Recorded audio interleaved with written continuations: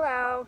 Happy Canada Historic Places Day. My name is Molly Pendergast and I'm a member of the National Trust's Millennial Advisory Group. Today I'm here at Glenaladale Estate in Tracadie Cross, my hometown, and I'm actually here with my mother, Carolyn.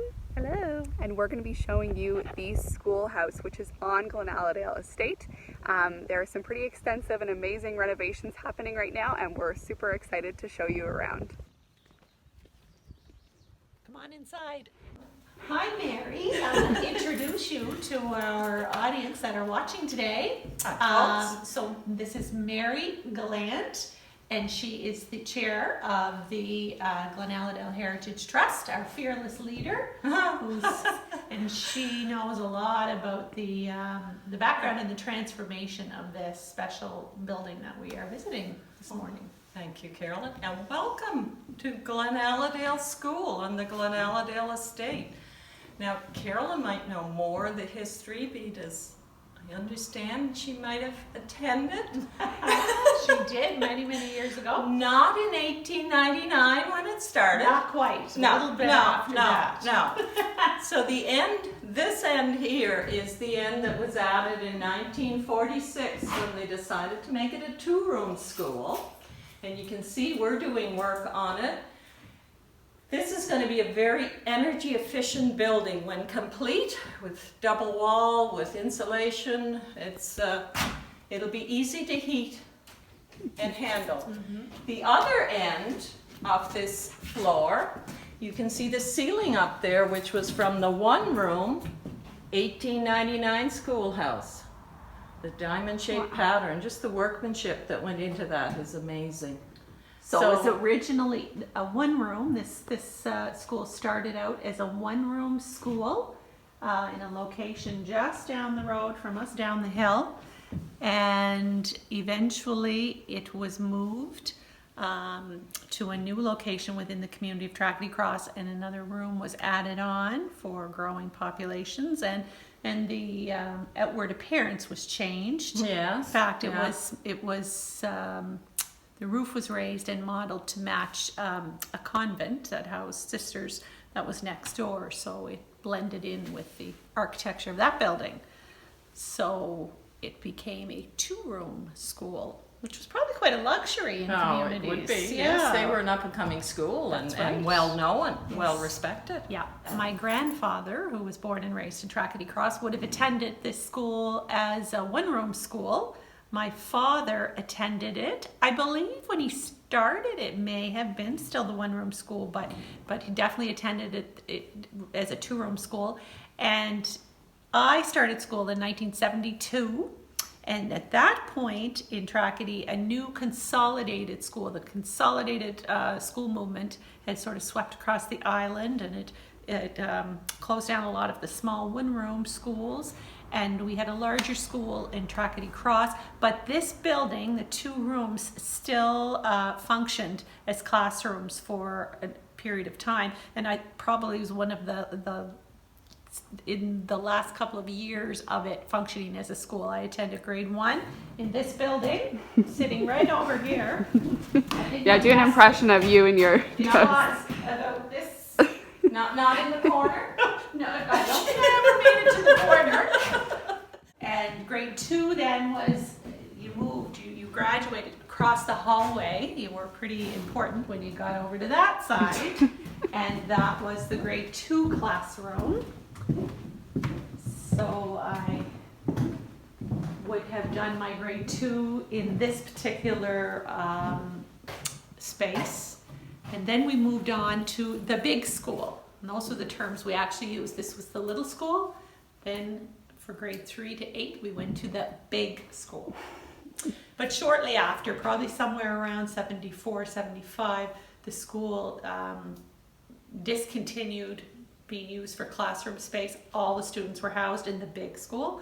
But the building was still used. I remember it was gutted inside to make it one big space. We used it for a gymnasium. So I remember all kinds of gymnastics equipment and whatnot being in this space. So it did come to here, and it was located down by the house until we decided we would make it our entry point building with all the history in this school and the connection to the people in the community, which we found out when we did This Place Matters competition for the school. That's right. And won for our division and through the National Trust, which was pretty amazing. But it was the community that came together, and then we had a celebration, and people were just so interested in all the old pictures and the memorabilia and the stories. So we felt it was important to save it, even though it was in very rough shape when we acquired it. So now it's had a, let me see, it started there, 1, 2, 3. This is its 4th location, and hopefully its final location. And it's coming to a new life again. It will be our gift shop, a tea room, artisan studios.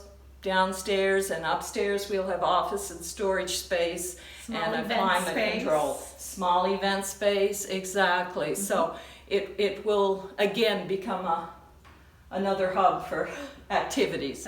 When we get our deck out here, imagine sitting out there on an evening or an afternoon with your, you know, your beverage, yes, and looking down at the view, a nice breeze, Glenaladale House down the hill. Yeah, it's a perfect. Just and the Tracadie Bay, you can see right out the bay. It's just gorgeous here. First of all, the building had to be, we had to gut it out on the inside completely, which was when we found the evidence of the original school, which was nice. Exciting. Including the sign. Yes, the Glenaladale School sign. Yes, Which yeah, will, lots of little treasures that we found. Find its way back to be displayed again.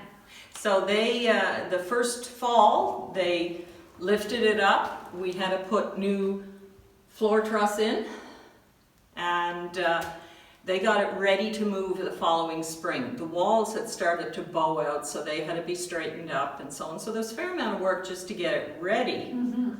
And it was really smooth, like it was moved up the hill. We had 8 or 10 former students here, which was really neat. On the day that it was moved? Oh, that's amazing. We have a picture of them, yeah.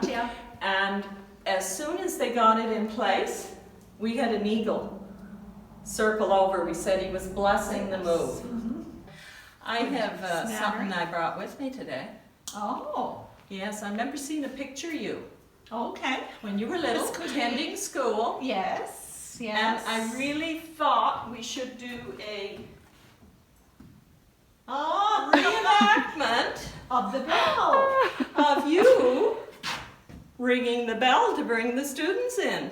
As a young girl, you must have done something good to have that privilege, did you? It was a privilege. So we had a bell just like this. It was a special privilege on days, maybe if you were in doing something inside, or you know, if the teacher just happened to be hovering in the direction or in the vicinity of the teacher who was going to ring the bell, and they allowed you to do it. It was a big privilege and lots of fun. So I did get to ring it a few times. And is that why you went on to be a teacher? It probably had a lot to do with it. This is where it all began. Experience. It probably did.